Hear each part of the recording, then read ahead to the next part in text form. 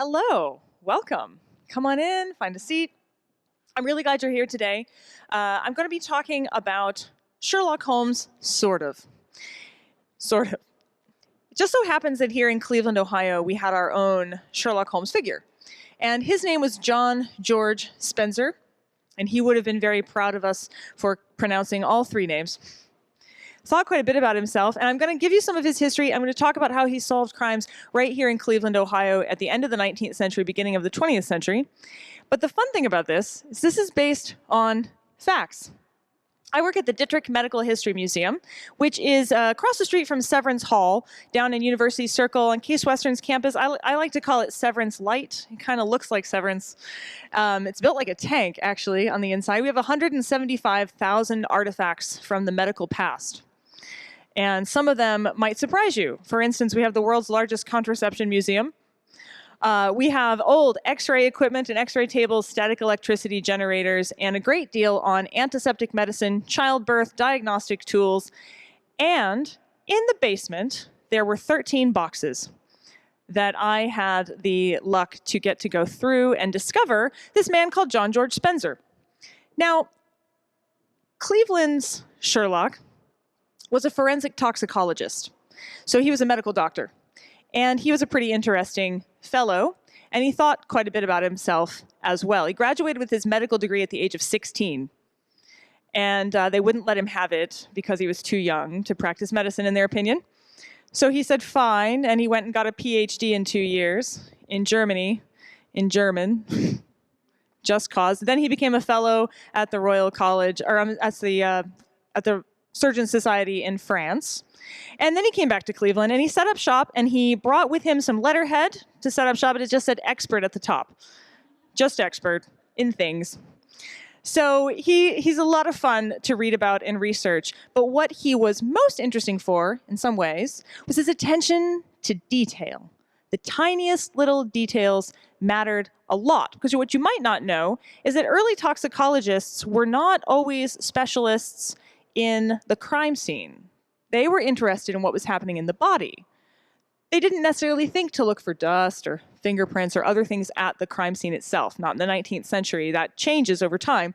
But he was one of the people, because he was trained in Germany, he had seen a different kind of approach. And in Germany, there was a forensic toxicologist and specialist who was really interested in a four-letter word: dust. He had realized that there was a whole world in dirt. And you could find out all kinds of fun things about people. So we're going to start off talking about how it's not so elementary, actually, today. When I finish my talk, I'm going to bring up Nicole here, who works in forensic anthropology, and we'll have a short panel discussion on what it's like to do forensic anthropology, what forensics is kind of like today, and then we'll open it up to a discussion with all of you. So Sherlock. I'm a big fan of Sherlock Holmes. I love Sherlock paraphernalia. If you were at the Natural History Museum in February for the Poison exhibit, I was dressed as Sherlock Holmes for 4 hours. I talked to 500 people. I had an accent for the first 2 hours, but some things you just can't keep up. I have a very fetching hat. So Sherlock and Watson together are what we're used to thinking about this. And now we've got a lot of modern takes on how Sherlock and Watson work together. But medicine, believe it or not, was always a part of this story. And medicine is a big part of forensic even still. So if you go all the way back to what is forensics? Does anybody know what's forensics typically? What's it a study of? Nicole, you can't answer. Anyone want to guess? You're like, absolutely not. This is being filmed. Are you crazy? Okay,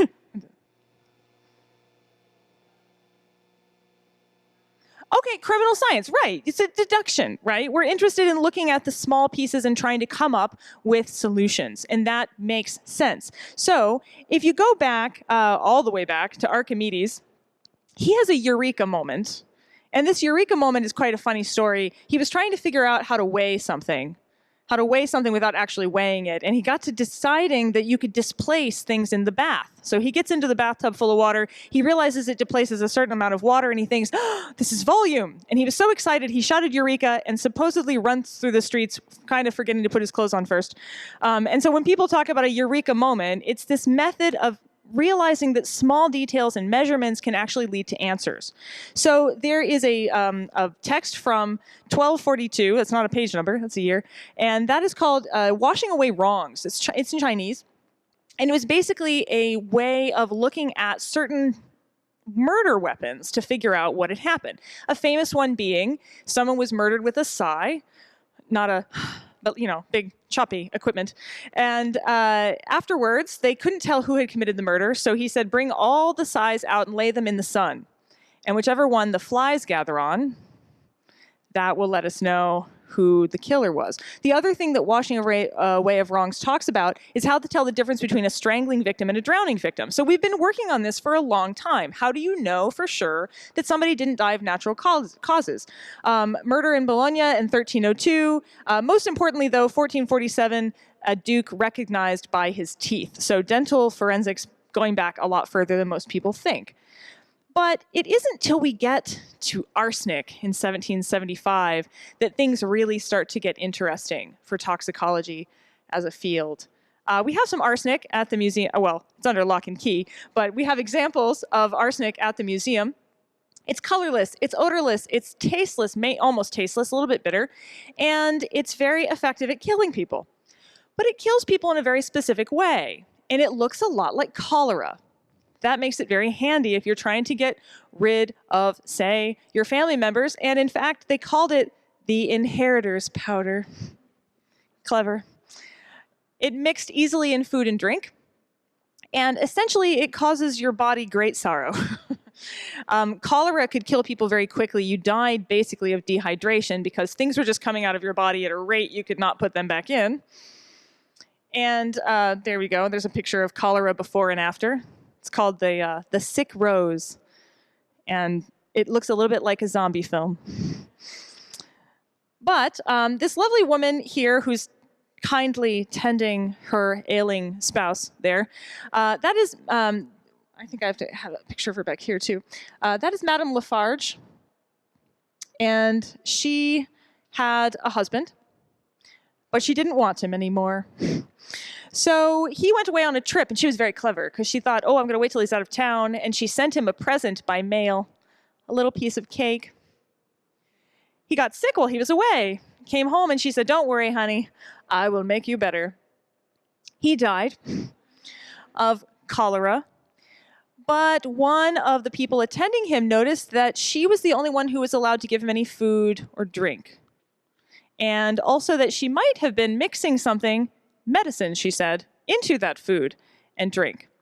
They decide to open a trial against her, and they exhume the body. They test it. No arsenic is found because the test for arsenic was very, very difficult. It's called the Marsh test. Basically, arsenic is metallic.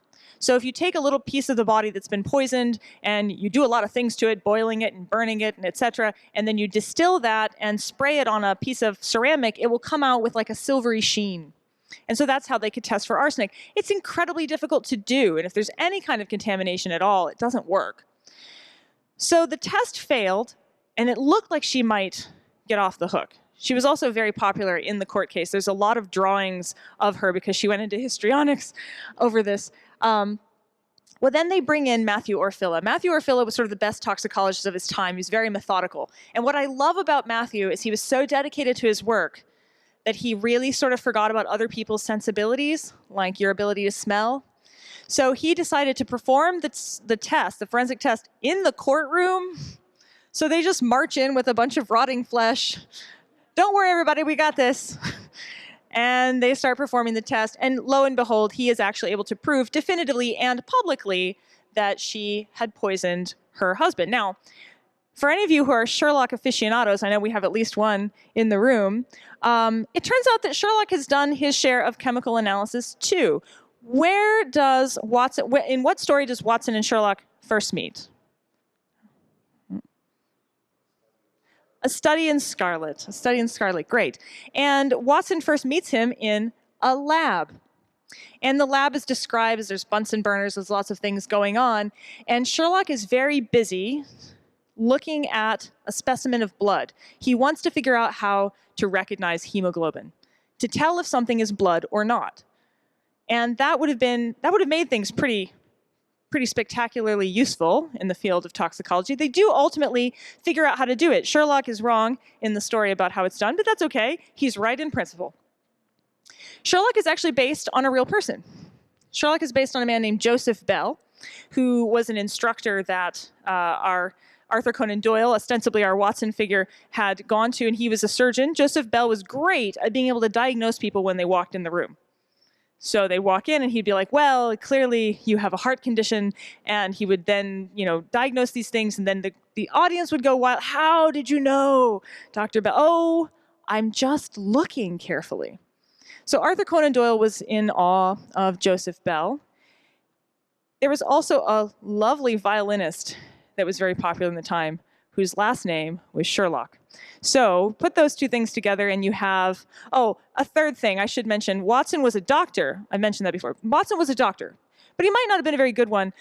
He didn't have many clients. So one of the reasons that he took up writing the Sherlock stories is because if you don't have a lot of clients and you spend a lot of time staring out windows in London, you have to find a way to occupy yourself. So he begins to tell these tales. Like Matthew or Philip, Bell was very much a genius of observation and method. So two things. Observation, look carefully. But if you look carefully and you don't actually follow any method to rule out other options, it's going to be pretty hard to actually prove anything. This is from The Adventure of the Empty House. Again, Dr. John Watson was always the one telling the tale. But what if you didn't have a Watson? If you didn't have a Watson, no one would know that you were brilliant. This here is an example. This is some information about Dr. Joseph Bell. Does it look sort of familiar to those of you who are familiar with Sherlock?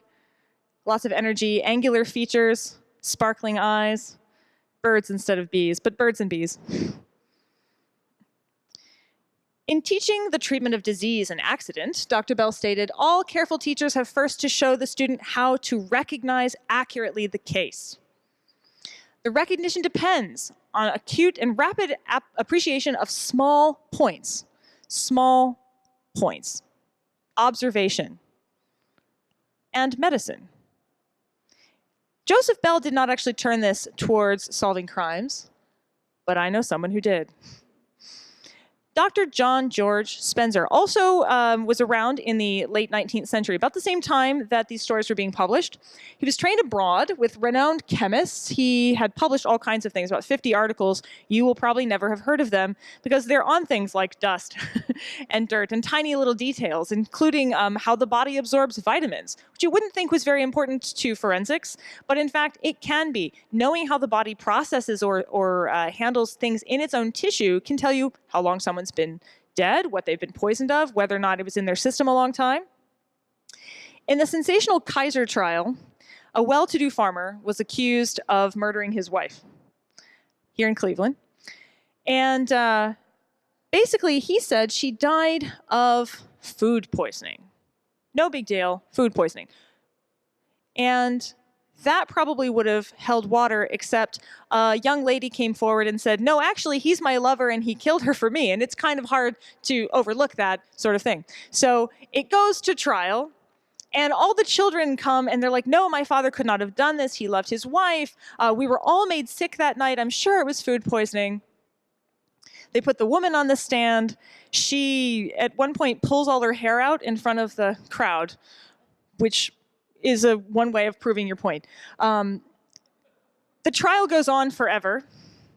And in the end, it's only solved because Spenzer had been part of the first autopsy, and he thought it was prudent to keep her pancreas, just in case.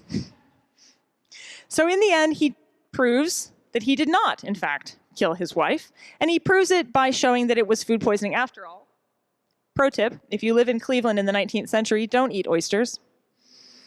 They were traveling a long way to get here. The expert medical testimony alone for this trial that Spenzer kept and that I have read is 869 pages. On that onion skin stuff, like really, it's it's giant, it's a doorstop. But he was very, very observant. So if you're talking about method and observation, we've got lots of that. By the way, this is Mr. Spenzer. He's the chap with the cane, a little bit short on stature, big on personality. This is his lab. These are some of his slides. And I find this fascinating. He was interested in blood spatter quite a long time before Dexter. He spent a lot of time looking at a microscope to be able to tell whether or not something was blood, what kinds of tissue it had in it, what sort of impurities might be there. But my favorite part, I brought some examples up here. My favorite part is that he kept all of these notebooks where he had pictures rendered, and drew some of them himself, of murder weapons, of bloody clothes, of where bullets went in and out, of what kind of vial they sent him the bullet in with a picture of it. You know, he would have just so benefited from an iPhone. Here's one of the murder weapons. Everything, down to the details of scuff marks that appear on the gun to tell you, oh, here was a burn mark, or here was a powder burn, or here was a nick in the frame. This is what it looked like when it got, here's the handwriting that was on this is a level of OCD that is hard to beat. He was very, very interested in the small details. John also very much liked being in the newspaper. I know this because every time the man's name was mentioned in print, he kept it. And I know this because we have boxes and boxes of it. This is a great one. I like this one a lot. Spenzer would get on the stand and he wouldn't get down again until he had proved his point. And so, for instance, there was a case where he was trying to explain something to a jury, and at one point, the judge stops him and says, "Sir, we have no idea what you're talking about." And he looks at the judge and says, "Faulty education." Quite the guy. He is an expert, and this is a picture of them objecting to, this is Spenzer on the stand and the other side being like, "Stop talking, please, I object." But he often won. He would just stand there until you understood what he was trying painstakingly to explain to you. The Racer trial was quite interesting. Racer was accused of killing his fiancée. Basically of shooting her 3 times in the face and then throwing her out of a carriage and running over her quivering body. So, not a nice thing to do. But in the stand, everyone said, we can't convict him. We can't. Look at him. He has the face of a boy. But in fact, that face of a boy had a little bit of rusty stains on his collar that turned out, in fact, to be blood. Spenzer discovers it. Spenzer also tracks the route that the killer would have had to take, examines the shoe that the horse threw sometime along the way, and then compares it to the horse's foot that belonged to Racer. He studies the trajectory that the bullet would have entered, the facial bones, in order to show that the blood splatter would have come out at a certain degree, a certain angle, so that he could study it. It was pretty involved stuff. Racer later confesses to the crime. Turns out he had fiancés all over the place. Erie County Slayer faces death in chair. I like this one. Defense presents Dr. John George Spenzer, world student. I sometimes suspect maybe he wrote some of these. He studied chemistry and toxicology under Dr. Edward Morley at Western Reserve, the Michelson and Morley experiments, at Western Reserve University. And after he receives his medical degree, he spends 5 years of additional study abroad in various places. As I said, again, they wouldn't let him have his degree to practice because they thought at 16 you're a bit young. So, I don't know, medical degree at 16 and then a PhD 2 years later. Well, what else would you do with your life except solve crimes for the police? I don't know. He returns to Cleveland. He teaches at the college pharmacy and later at the Cleveland College of Physicians and Surgeons, and eventually at Western Reserve in 1910. So what Case Western is today, he joined them in the legal, chemistry, and medical jurisprudence. Now, this is an interesting story. If you follow the history of forensics, you'll probably be aware of Gettler and Norris. These are the people in New York. If you read The Poisoner's Handbook by Deborah Blum or saw any of the documentaries about it. So New York gets a lot of credit for sort of starting forensics as a movement. And I admit, they were pretty great, but they weren't necessarily first. Again, it would have been great if John George Spenzer had had a biographer at the time, but he was actually doing a lot of the same kinds of things. But they didn't call it forensics here. It wasn't called forensics until the New York Academy of Medicine, I believe. So it was called medical jurisprudence. So some of the reasons that he kept all of these notebooks is he essentially was very displeased with textbooks of the time.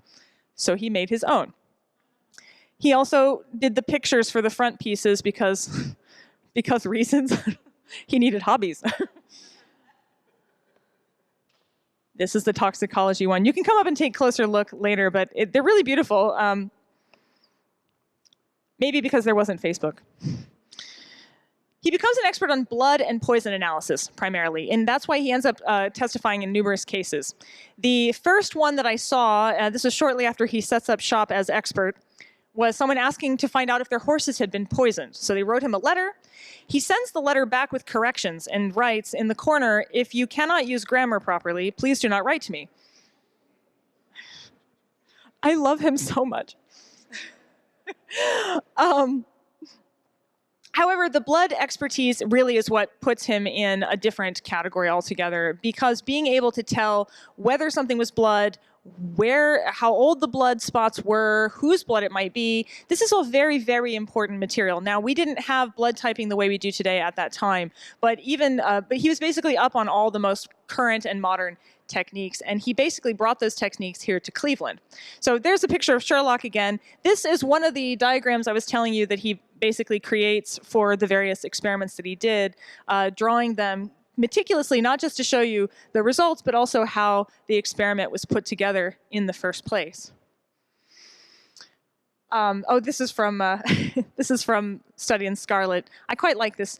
There was a lofty chamber lined and littered with countless bottles. There was only one student in the room who was bending over a distant table, absorbed in his work. At the sound of our steps, he glanced round and sprang to his feet with a cry of pleasure. "I've found it! I've found it!" he shouted to my companion, running towards us with a test tube in his hand. "I've found a reagent which is precipitated by hemoglobin, and by nothing else. He had discovered a gold mine. Had he discovered a gold mine, greater delight could not have shone upon his features." This is from A Study in Scarlet. This is Sherlock Holmes talking to Watson when Watson first meets him. But frankly, he was wrong about that. This doesn't happen until 1863 when you start getting some of these materials. And honestly, it still was very difficult to tell human blood from animal blood or one human's blood from another. So that test, in fact, doesn't happen until 1901. At the same time, I think it's interesting that we were already thinking about this. Even people like Arthur Conan Doyle, who himself was not a toxicologist, was interested in these materials. And Spenzer works in the period just after this and uses this new test on the Racer trial to prove that Racer killed his fiancée. So it's an example that not only was Spenzer sort of like, oh, I'm clearly the smartest person in the room, which he thought that often. I know this because I've read his journals. But also that he was interested in using the most modern things, the most modern equipment, the most modern information. Here's that test I was talking about. By the way, that's the diagram of where the murder went in the Racer case. Those are the files that show the bullet. He was a world student, indeed. What I think I'd like to bring back, or sort of take away from this, is that typically when we think about turning points in medical history or scientific history, we tend to privilege the places where that happened. And I know that a lot of amazing things happened here in Cleveland. For instance, baby formula was invented here. The first defibrillator was invented here by Claude Beck. So when you hear people shout clear, I always think Cleveland. Actually, the first one you couldn't use on the outside of the body, so you had to open the chest first. So it was maybe not quite as useful as the ones we use today. It also looked like spoons. If you've not seen it, you should come to my museum because it's there on the second floor. But here we have an example of something that was in fact new and fascinating and does put us on the cutting edge, and yet most people have never heard of John George Spenzer, and most people don't associate Cleveland with advances in forensic technology. You might not even associate Cleveland with Sherlock Holmes, though, to be perfectly honest, there's quite a few things I found in Spenzer's files that showed he was paying attention to Sherlock Holmes. A little rolled up piece of paper, I unfolded it, and it said, "The real Sherlock Holmes would have been a forensic toxicologist." So what I want you to leave with is an understanding that Cleveland, someday we've been talking a lot about Cleveland being on the rise. We have been an important epicenter of change for a long time. It's true in medicine. It's also true in forensics and toxicology. And one of the people who helped set up the New York program on forensics actually also taught here in Cleveland for a period of time at Western Reserve Academy. So there's a great traffic in knowledge, a great trade in knowledge between Cleveland in this early period and a lot of other places in the world where these changes were happening. And so, as you know, we had our own Sherlock figure here who was practicing new and interesting things, but he didn't have a Watson.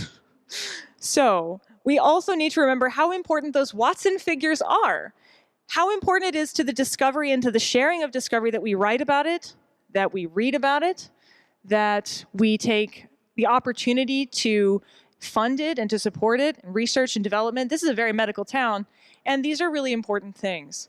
So the next time you read about a discovery somewhere, always remember, someone had to write that down for you to know that it was real. And so we have our own George Spenzer world student here in Cleveland. And hopefully now you can spread that story a little wider.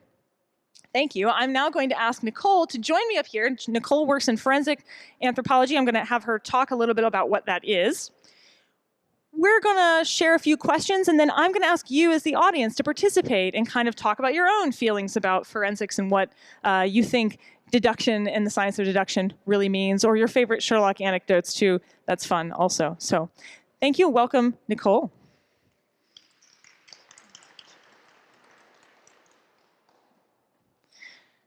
Is this on, or do I have to do something? I think it's on. You can hear me? Okay. All right. So Nicole, why don't you tell them a little bit about what you do at the Natural History Museum? So I am the curator of human health and evolutionary medicine. My training is broadly in biological anthropology and forensic anthropology. Forensic anthropology is kind of a subset of what you do as a biological anthropologist. So you examine bones, human remains. You do a lot of work in both modern and archaeological remains. So at the museum, though, specifically, I do my research. I do a lot of stable isotope analysis of diet and health.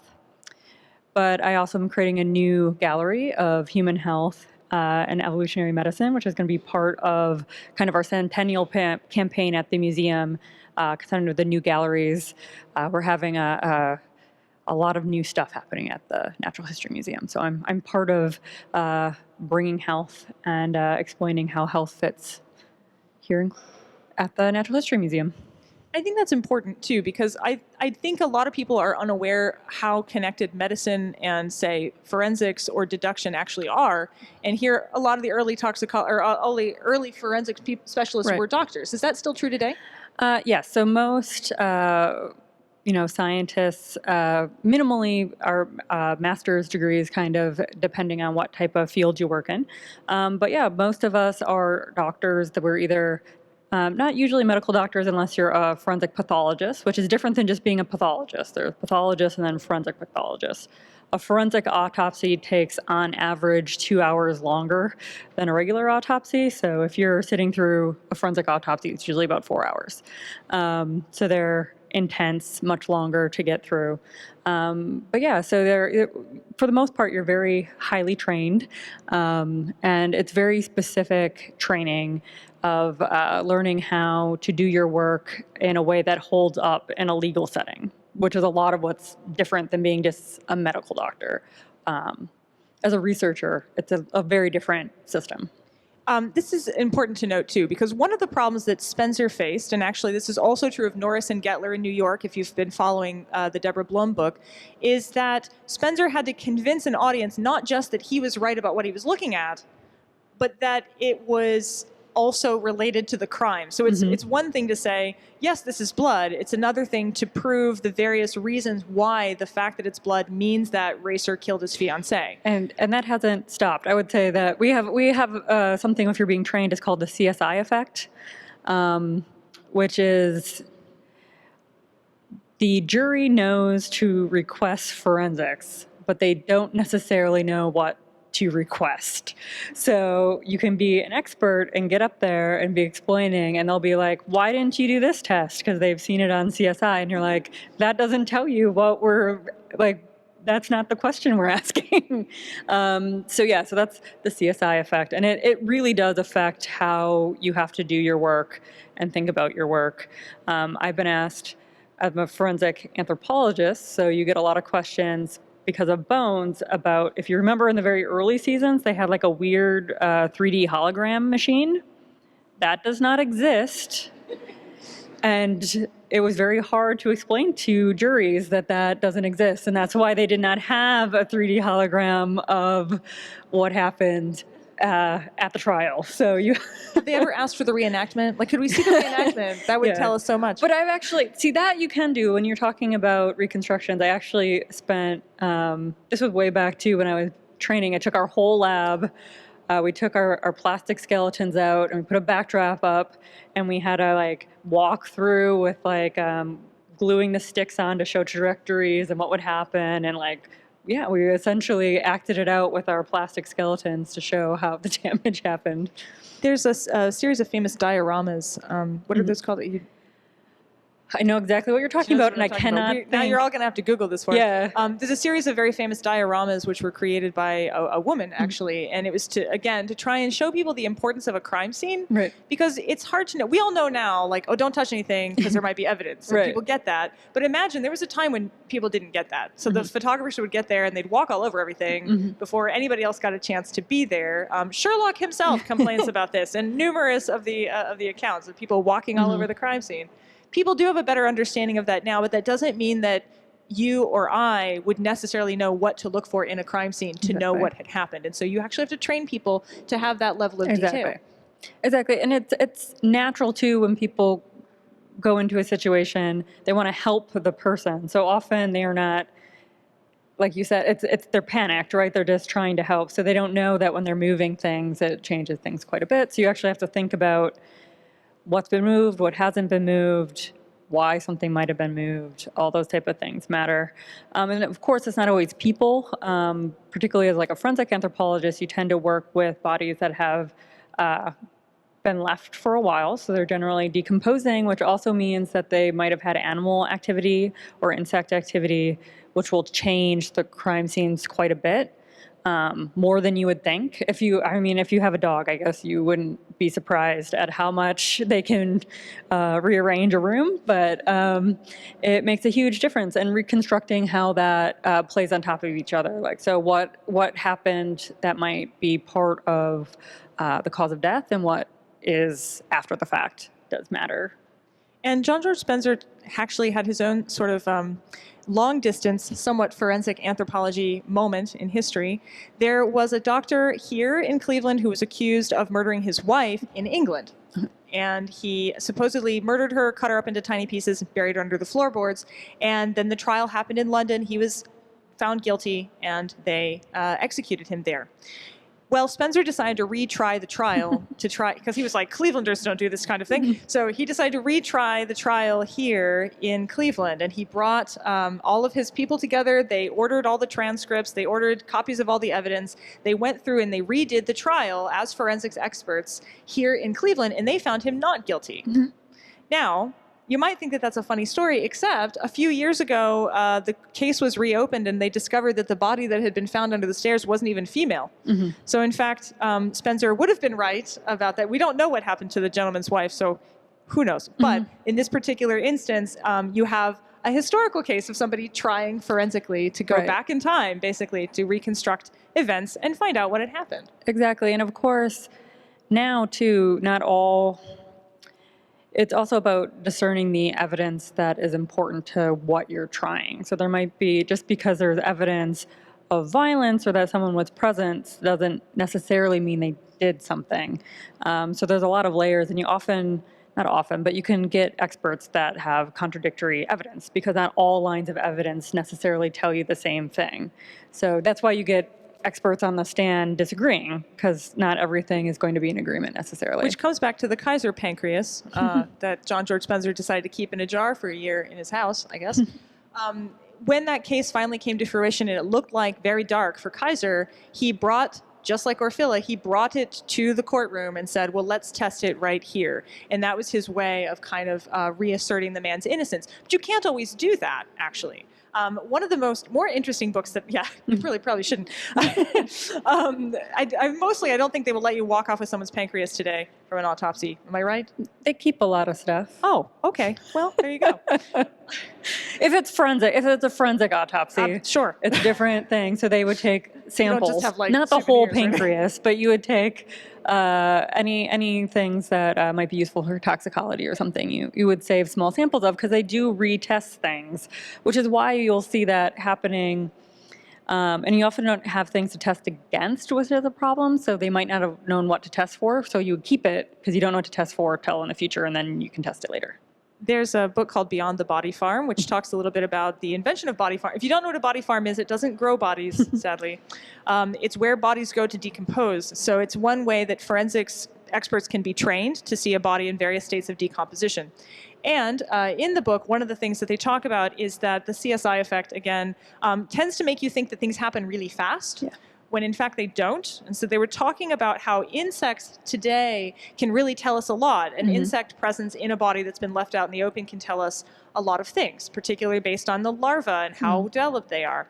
And he said, trust me, this was the result of one poor graduate student standing over bodies and collecting maggots for 3 years. It's like, this is not an immediate response kind of thing. I can tell you from experience, collecting maggots is the worst job. I don't know anything. I have dealt with a lot of dead bodies, and the maggots are you never get used to maggots. Maggots are the worst. But yeah, so, and I think highlighting the fact that research is important is really valid to this. I think people think of end results and they're just like, but you need to validate all the tests. Like, you can't just do a test once and be like, that'll work, do it again. So anything that you're using in court, you need to validate. And you need to validate it for the specific conditions you're looking at and in the areas. So one of the issues with like the body farm, like you mentioned, it's in a very specific environment. So you have to test those methods in the desert, in the mountains, in a bog. Like, you need, because it changes things. And so there's a lot of research that goes into this and needs to be supported to do forensics that people don't think about. They think about casework, right? They think about the application. But, you have to be scientists and students have to actually spend a lot of time, years worth of research to make sure that all the results are valid and that we're not using things that aren't reproducible to convict people. Well, we want to hear from you. And so one of the things I'd like to leave you with is a kind of interesting conundrum. If you are a follower of Sherlock Holmes and you really enjoy Sherlock Holmes, one of the things that those stories tend to relate is the idea that no one else can solve crimes like Sherlock. One of the things that CSI seems to relate is that all of you are experts and you know everything. So I think it's a kind of interesting difference. Oh, right. Yeah. They're fantastic. So I think that that's an interesting division here between how those two fictions affected reality and in fact are still affecting reality. So what I'd like to do, I have 2 questions up here, but I also, you're not limited to those. I'd like you to turn around and kind of address this with some people nearby, to kind of make little groups and kind of have a mini chat session, warm yourself up. Then we're going to come back and I'll be answering, and Nicole will be answering some of your questions writ large. So just take about 5 minutes, kind of digest this a little bit and talk to one another, and then we'll bring you back to the larger group. Thank you. I know that wasn't much discussion time. I did also, the books are, I talked too long, that's why. The books are coming around that are photocopies of some of Spenzer's work. I couldn't bring the actual ones, they're a bit fragile, but we did take in-depth scans, so you feel free to have a look at these as they come around. We'd love to answer your questions. We've got Nicole, we've got myself. I'd be interested to hear what kinds of things did you wonder about during this presentation, or what kind of questions do you have? And we will do that for the last, 10 or 15 minutes here. So, which one? Oh, this one. This is project number 3. I got to finish the second one first. Yeah. Do you want to? Yeah, let's get you the mic so we can hear your question. Hi, I was just wondering if there was any possibility that for fellow researchers that this sort of might be scanned online and available to those of us who are more curious. We are working on it. We have a system called Past Perfect. We're a bit behind schedule getting everything together in there. But in addition, if you are a researcher who would like to come down to the archive at the district, you can actually make an appointment and you can come down and see the actual artifacts, the actual boxes. We have an undergraduate student right now helping us to scan them into PDF like this to try and speed up the work. But yes, you are welcome to come see them in person, and eventually, hopefully, we'll have all of it, or at least most of it, up online, the visual stuff especially. Thanks, Nicole. There you go. I have a two-part question. What's the difference between a coroner and a medical examiner? And the second one is, we are blessed being in Cleveland to have so much medical talent here. What do you do if you're out in the middle of West Virginia or someplace where they don't have access to really good forensics? That's a great question. I'm going to give that over to you, Nicole. I have a really good answer to that question. Okay, so coroners technically do not have to be medical doctors. So a lot of places that have coroners, they could be anything and they run, so they're elected. And that sometimes they're appointed, but usually they're elected. So they could be a lawyer or anything. They're often professionals, so they're often like lawyers, something like that. But they don't have a forensic or a medical background necessarily. They can. Medical examiners are doctors. They're usually forensic pathologists, specifically, like you would have here. And that usually has to do with size. So coroners are still common in like really like areas that aren't necessarily very populated, like you're talking about. Like, so if you're out in the country, you might have a coroner because the volume's down. And really all they have to do is flag something as suspicious and needing more investigation and to go to a forensic pathologist. They will ship the bodies out or send someone in. So they'll either go to a bigger county and have it analyzed by a forensic pathologist, or they will have someone come in and analyze it. So there's a big enough system that that's what happens. So you get extra people called in if you're in a tiny place, and if you're in a big place like Cleveland, there is like, we have a huge medical examiner's office. It's awesome. They give tours and they do outreach. So if you're interested in these type of things, go to the medical examiner's website and you can find all sorts of interesting things. The book I was saying earlier, Beyond the Body Farm, has a couple of cases where they had to go into Appalachia and they literally like airlifted equipment down to take care of some of that stuff that was out in the country. So I was a coroner's assistant for a while, and she was a coroner, so she wasn't fully trained. This was back when I was an undergrad, and she was a lovely lady, and she was about this tall on me, and the two of us would go out and collect bodies and do that together. And there was a rule that you had to wear office attire then. So we were in our dresses and heels because we were both women, which means we had to wear dresses because we worked for the government. Yeah. that's terrifying. Yeah. Other questions? Other questions?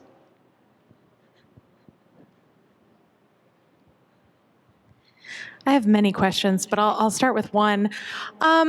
So I'm interested in how prescient do you think some of these television shows are in terms of imagining the future of forensics, what isn't quite here yet, but that they sort of suggest is, in the sense that, I mean, similar things have happened in the history of science fiction, right?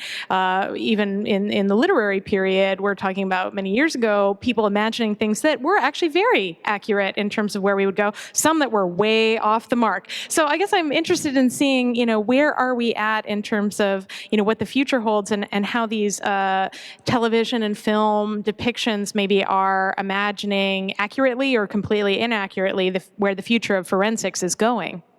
I'll answer part of that, and I'll let Nicole answer part of that. So here at Case Western Reserve University, we have HoloLens, and this is a new Microsoft technology that is allowing you to dissect a body that isn't there. And this is really, I've seen it. It's amazing. Actually, at the Dittrich Museum coming up, in the not just the Dittrich Museum, but the Allen Library at downtown at Case Western, is going to do a demonstration and a talk on this in the spring. So you're actually, if you were interested in this, you want to see this new 3D technology. So some of it is definitely coming. The person just behind you was talking about that too. Some of this is coming, but I think we can also look historically.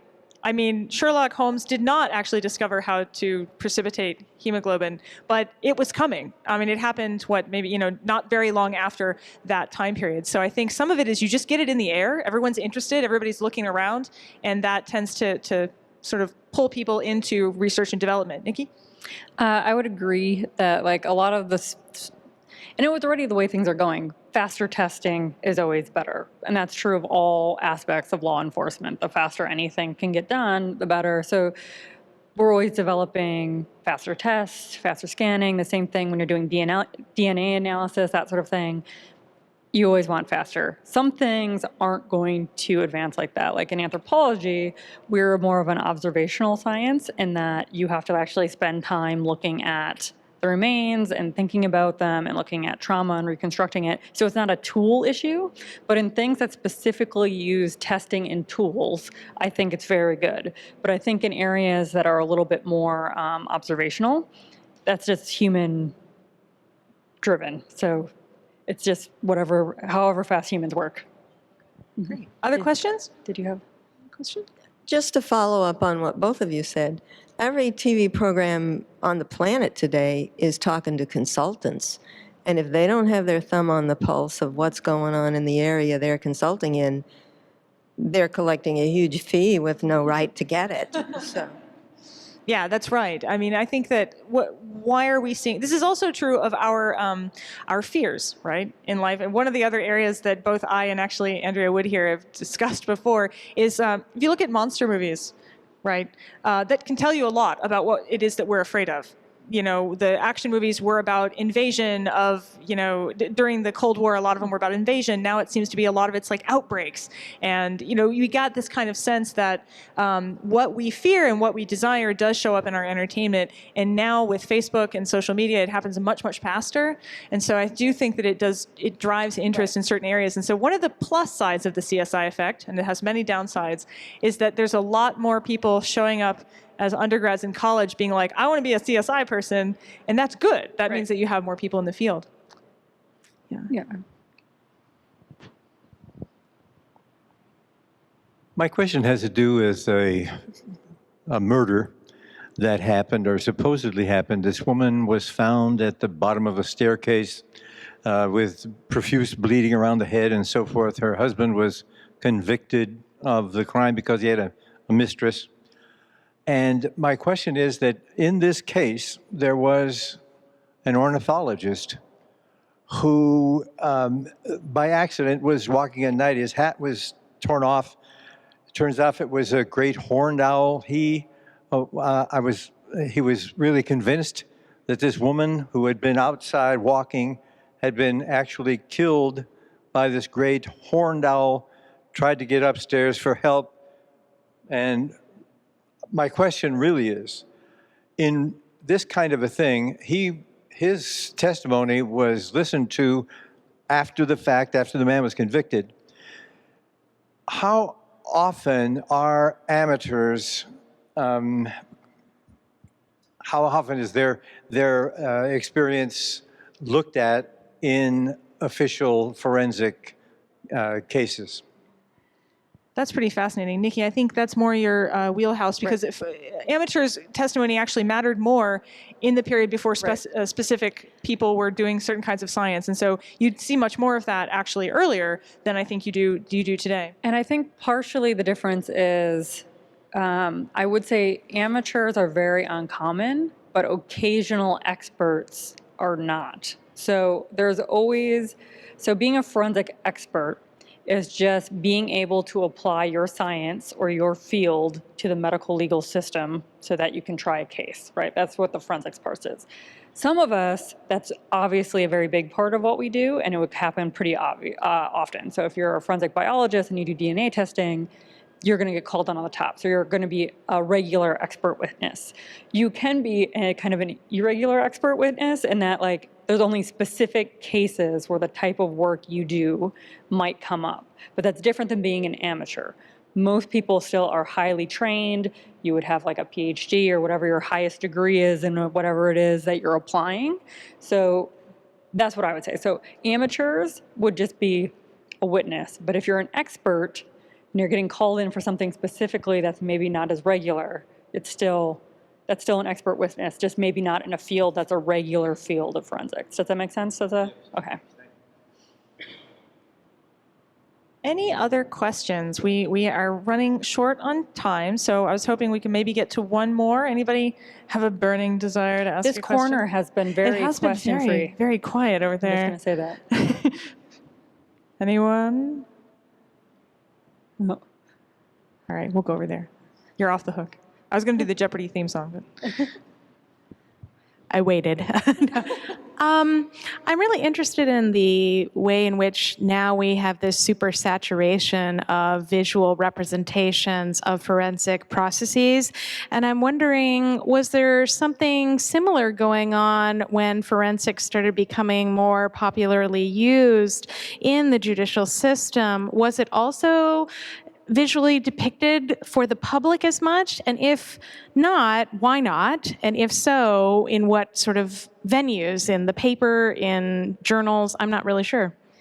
you know, McLuhan's magazine is actually on Google, and you can look at that one. There are many visual representations of cases. They loved to depict courtroom drama, not just in the regular papers. I showed you some that were that's just a plain dealer or a paper in Medina and some in Akron.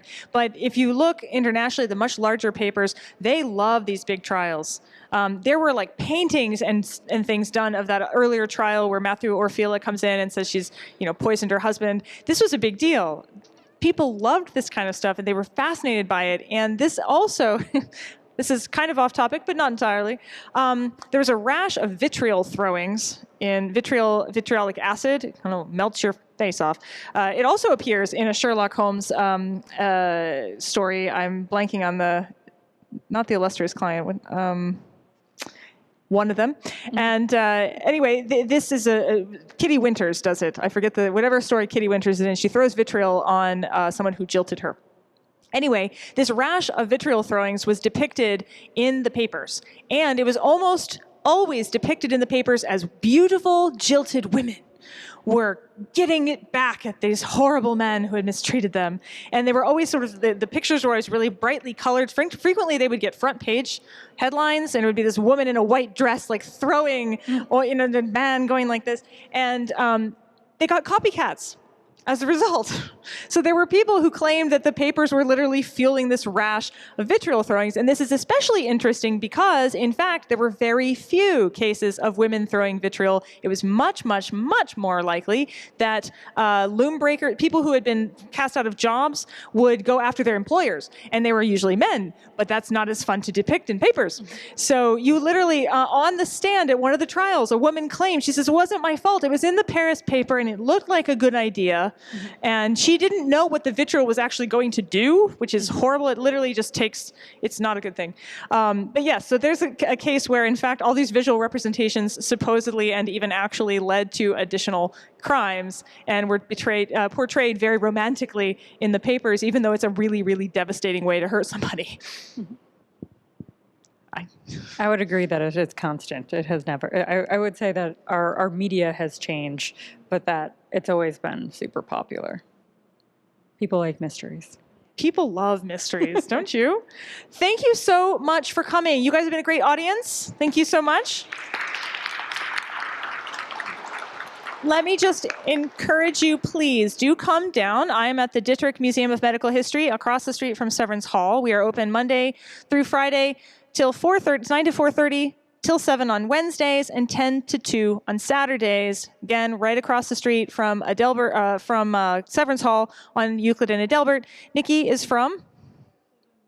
Of natural history. We are also open every day of the week from most of the times. We're open late on Wednesdays, so most of you probably have jobs, but after 5, you can come on Wednesdays. We also hold adult programs, and we do things like Think and Drink events, which are adult Go ahead, give the whole themed. title. Huh? Do it, give the whole title.